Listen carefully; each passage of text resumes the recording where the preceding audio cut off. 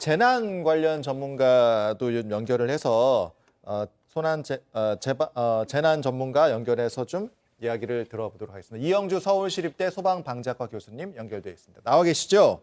예, 안녕하십니까. 네. 오늘 발생한 이제 4.0, 4.1 규모의 지진. 오늘 지진은 좀 어떻게 분석을 하셨습니까? 이른 시간에 발생을 했기 때문에 많은 분들이 좀 놀라셨을 걸로 생각이 됩니다. 다만 이제 또 발표로는 또 국내에서 올해 발생한 지진 규모 중에서 가장 큰 규모로 이렇게 알려지고 있긴 합니다만, 사실상 현장에서는 민감하신 분들은 흔들림을 좀 많이 느끼실 수도 있었겠습니다만, 그렇게 물리적인 어떤 피해라든지 이런 부분들은 발생하지 않을 것으로 예상이 되고요. 예. 아마 이제 많은 분들이 심리적으로 이런 부분들의 불안감을 느끼셨을 것들은 충분히 예상이 됩니다. 네.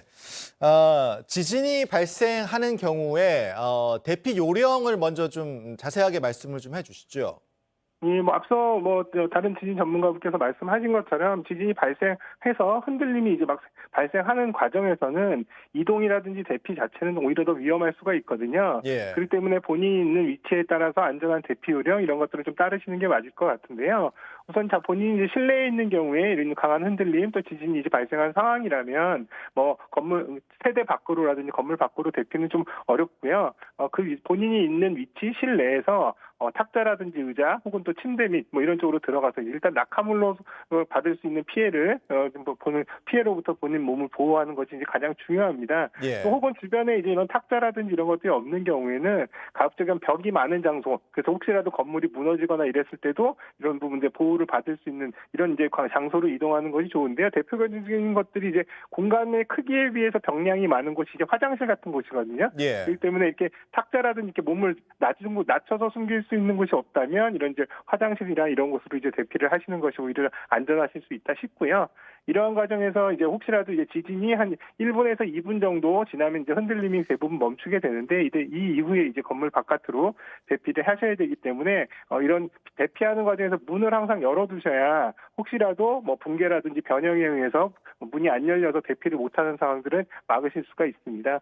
또 한편으로 이제 바깥에 실외에 계신 경우에는요, 건물이 흔들려서 건물이 붕괴되는 낙하물 혹은 또 유리 파편이라든지 이런 것들이 이제 위험성이 있기 때문에 가급적이면 건물에서 멀리 이격한 상태에서 대피를 하시는 게 좋겠고, 주변에 이제 무너질 건물이라든지 나무라든지 또 전도대 전신주라든지 이런 것들이 없는 넓은 공간, 가급적이면 학교 운동장이라든지 광장이라든지 이러한 곳으로 일시적으로 일단 대피를 하시는 것이 안전하실 수 있겠습니다. 그리고 지금 시간이면 이제 지진에 따라서 이제 대피를 하셨다가 이제 집으로 돌아가시는 그런 상황도 있을 수 있기 때문에 집에 돌아갈 때 가스 냄새가 난다면 이것도 주의해야 된다. 이런 얘기를 하는 재난 대피 요령도 있습니다. 이런 상황에서는 어떻게 좀 대응을 해야 될까요? 예, 일단 지진 흔들림이 끝났다 하더라도 또 추가적인 어떤 지진 여진이 있을 수가 있기 때문에 바로 본인의 집으로 복귀를 하시는 것보다는 조금 더 기다리셨다가 한두 시간 정도 좀 더 기다려 보셔서 충분히 이제 이런 상황들이 종료가 된 다음에 본인의 집으로 가시는 것이 안전하실 수가 있고요.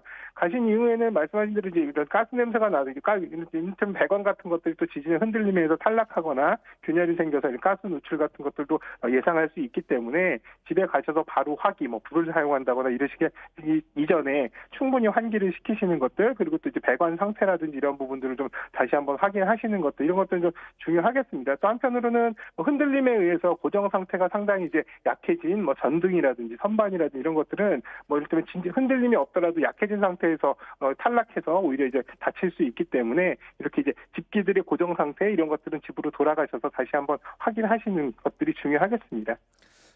그리고 보통 지하 이제 대피소 이런 부분으로 이제 지진 대피를 하기도 하는데 지하 같은 지역으로 대피를 한다면 주의해야 할 부분이 더 있을까요?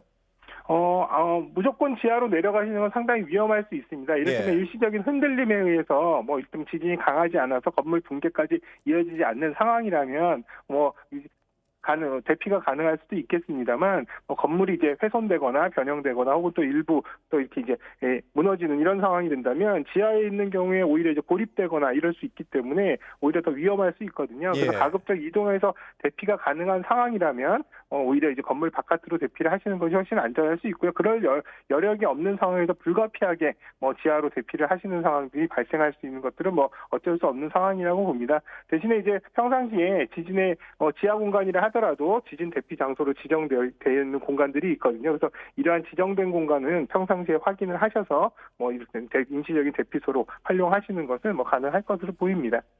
언론에서도 더는 우리나라가 이제 지진 안전지대가 아니다 이런 말을 많이 하고 있고 이번에도 올해 가장 이제 강한 규모의 지진이 발생을 했는데 지진을 대비해서 우리가 평상시에 점검해놔야 될 부분 이런 부분은 어떤 게 있을까요?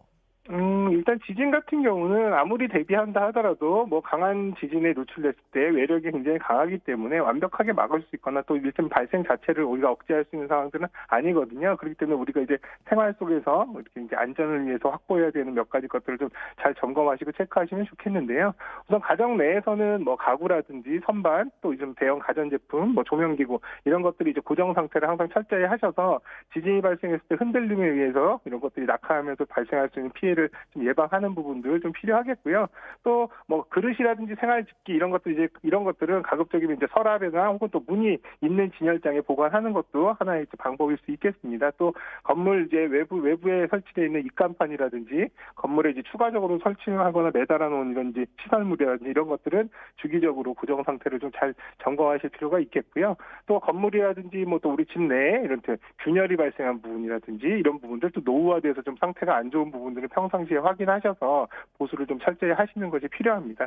또 한편으로는 저희 이제 좀 생활 환경 주변 지역을 좀 확대를 해보면 축대라든지 또 혹은 또 사면, 경사지 이런 부분들도 평상시에 좀 잘 눈여겨 보셔서 균열이 있거나 혹은 또 형태가 변형이 된다거나 이런 부분들이 있을 때는 이런 것들은 지자체에 좀 신속하게 신고하셔서 이렇게 이제 지진이나 이런 것들이 발생했을 때 붕괴 위험이라든지 사고의 위험들이 없도록 조금 더 적극적인 관심을 가져주십사 하는 바람이 있습니다. 네, 지진 대피 요령 또 대비 요령 자세하게 들어봤습니다. 이영주 서울시립대 소방방재과 교수였습니다. 고맙습니다.